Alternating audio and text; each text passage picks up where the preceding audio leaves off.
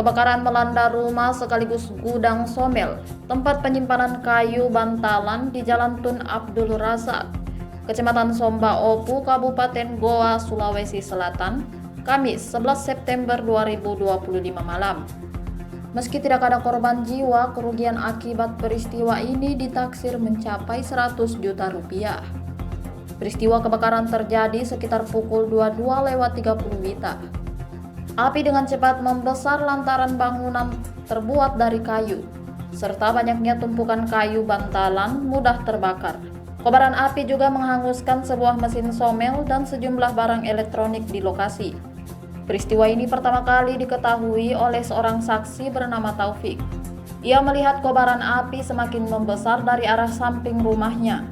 Setelah memastikan sumber api berasal dari pabrik kayu tersebut, ia segera menghubungi pemilik somel untuk memberitahukan kejadian itu. Kebakaran ini pun menyita perhatian warga setempat.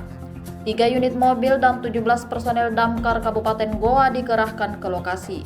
Wadanton Damkar Goa Reski Prabowo menuturkan, selain kayu, dispenser, mesin cuci, dan beberapa alat elektronik hangus terbakar.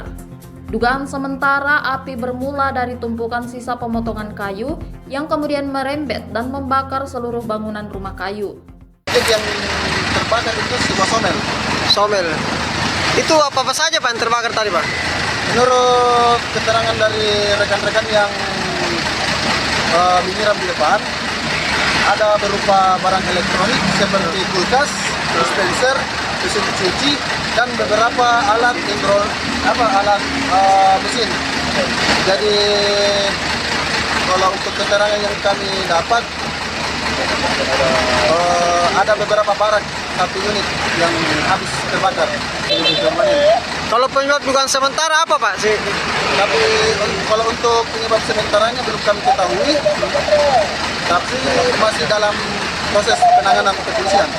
Pak, ada berapa unit damkar yang diturunkan?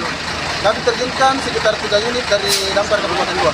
Download Tribun X sekarang, menghadirkan lokal menjadi Indonesia.